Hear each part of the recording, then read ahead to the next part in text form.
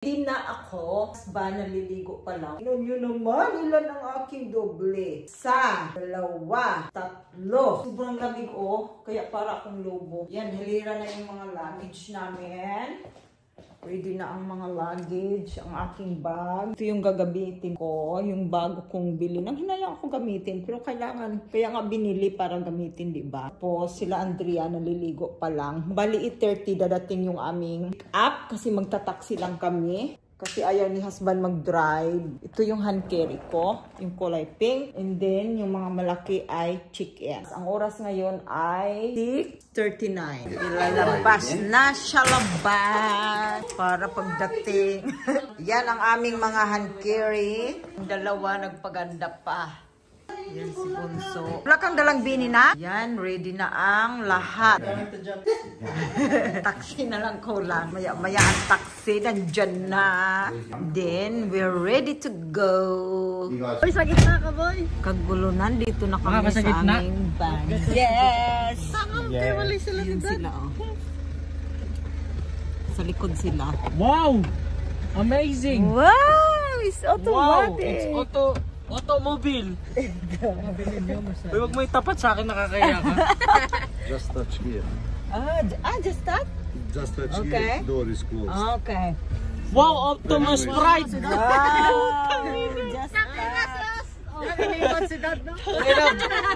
Hindi, doon daw si Dad sa harap Ganda sa harap?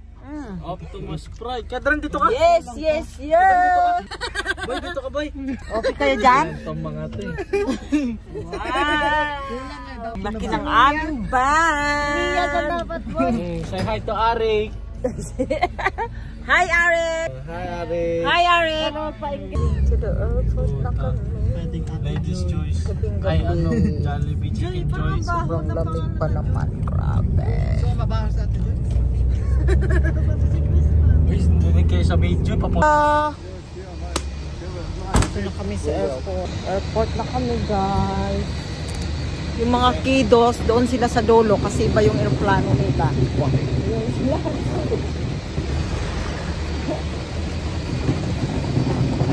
Doon sila sa Jetstar kasi medyo mura-mura yun. Sila kasi nagbabayad ng kanila. Ayaw nila sa kontas, medyo mahal ang ticket. Oh, lamig! Lamig, lamig, lamig! Passport ni husband. Sa loob. Ikaw hanggang dito ng chicken. Ikaw ang mag-organize ng check-in mo. Ano dito? Talaga. Walang mag-a-assist. Ikaw ang gagawa. Adjustment o. Laptop. Yung hours, delayed yung flight namin. Mga kiddos mauna na sa Sydney. Mag-meet up na lang kami doon. Sabi ko sa kanila, maghintay sila doon. Kasi nga, nadilig yung flight namin. Ibis na, parihat sana yung flight. Rock. Go. Kain-kain lang muna. Respecting each other and for the crew. And finally, we apologise about the delayed service this evening. This aircraft, as you may be aware, left Sydney significantly after its scheduled departure time, which then in turn has delayed this service. We're aware quite a few of...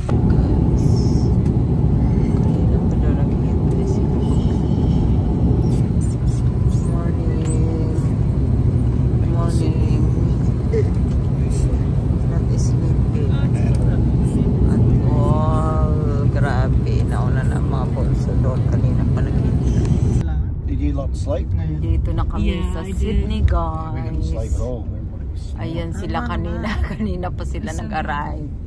Si Punso, si husband Sarah. So, punta na kami doon sa aming hotel. Grabe ang flight namin. Sobrang delayed.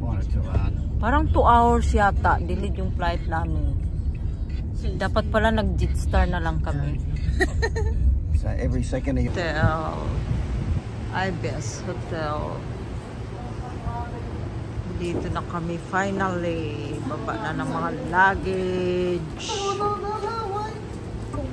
Tulo na lang.